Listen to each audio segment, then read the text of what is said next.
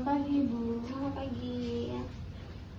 Terima kasih sudah meluangkan waktunya untuk diwawancarai. Sebelumnya izinkan saya untuk memperkenalkan diri terlebih dahulu.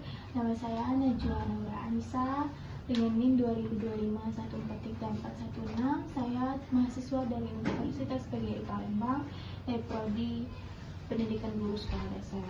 Hari ini saya ingin menggali informasi mengenai masalah dan tantangan yang Ibu alami sebagai guru SD, terutama yang berkaitan dengan teori pedagogi. Iya, silakan, saya siap membantu. Sebelumnya jika Ibu berkenan, boleh Ibu memperkenalkan diri terlebih dahulu. Oke, Assalamualaikum warahmatullahi wabarakatuh. Perkenalkan, nama saya Ibu Ayu Lestari. Saya mengajar di SD Negeri 78 Palembang. Saya mengajar di kelas 1. Oke, baik. Terima kasih Ibu Ayu. Kita langsung saja ke pertanyaan pertama. Menurut Ibu, apa tantangan terbesar dalam proses belajar mengajar di kelas? Tantangan saya ketika saya mengajar di kelas, mungkin saya mendapatkan daya belajar siswa saya yang berbeda-beda. Kadang cepat memahami, kadang juga lambat memahami dalam proses pembelajaran. Oke, baiklah. Kalau dihubungkan dengan teori pedagogi, kondisi ini berkaitan dengan konsep individual diferensiasi, ya Ibu. Setiap anak punya gaya belajar dan perkembangan yang berbeda-beda. Betul sekali, kebetulan saya sudah beberapa kali menerapkan metode pembelajaran secara diferensiasi, di mana saya membentuk 3 kelompok dengan gaya belajar yang berbeda-beda, yaitu pembelajaran berdasarkan visual, pembelajaran berdasarkan auditori, dan pembelajaran berdasarkan kinestetik. Namun saya mendapatkan beberapa kendala.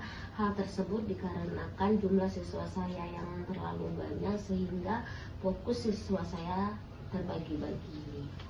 Oke, kalau menurut Ibu, apa penyebab utama perbedaan itu jadi kendala?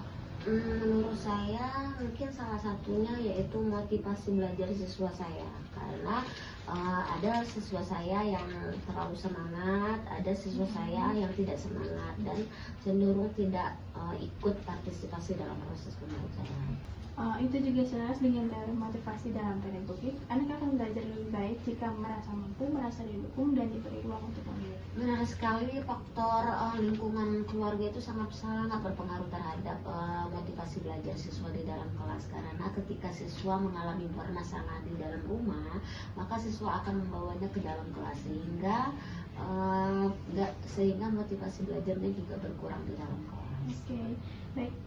Selanjutnya, bagaimana dengan penggunaan teknologi di dalam pembelajaran? Nah, itu juga menjadi tantangan tersendiri bagi saya, karena tidak semua siswa dan orang tua memahami pentingnya teknologi modern yang ada di era digitalisasi sekarang. Sehingga ketika ada tugas di era digital, ada tugas akses digital, maka proses pembelajaran pun akan terhambat. Oke, itu juga termasuk ke dalam teori konstruktivisme modern yang mengharuskan siswa aktif memakai media belajar, bukan hanya mendengar, tapi kalau sarannya juga tidak mendukung, hasilnya juga tidak maksimal.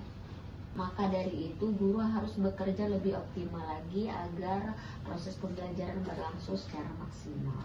Baik, jika saya rangkum, ada beberapa sebab akibat dari masalah yang disebutkan. Yang pertama, perbedaan kemampuan belajar siswa yang mengakibatkan pembelajaran tidak merata.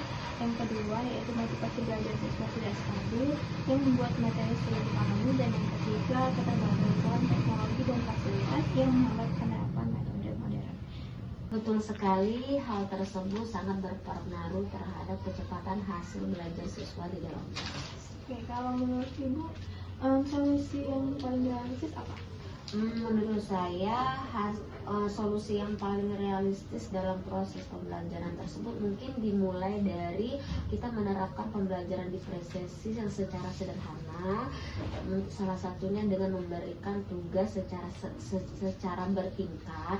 Yang kedua, melakukan komunikasi yang baik kepada orang tua, dan yang ketiga selalu memanfaatkan alat sesederhana mungkin untuk mendukung kegiatan proses pembelajaran guna meningkatkan hasil belajar siswa di dalam kelas. Oke, baiklah. Tapi dari sisi teori pedagogik, solusinya juga bisa lebih diperkuat, ya Ibu. Yang pertama, dengan teori konstruktivisme, guru bisa memberikan aktivitas belajar yang membuat siswa membangun pemahaman sendiri, misalnya dengan diskusi, proyek kecil, atau permainan edukatif. Dan yang kedua dengan teori behaviorisme, yaitu penguatan positif atau reward kecil yang bisa meningkatkan motivasi siswa yang mudah bosan.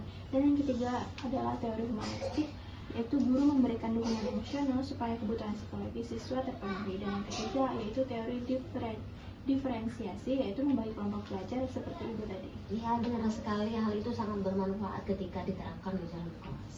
Oke, terima kasih banyak ya Ibu atas waktunya dan penjelasannya. Semua informasi ini sangat berguna bagi wawancara saya.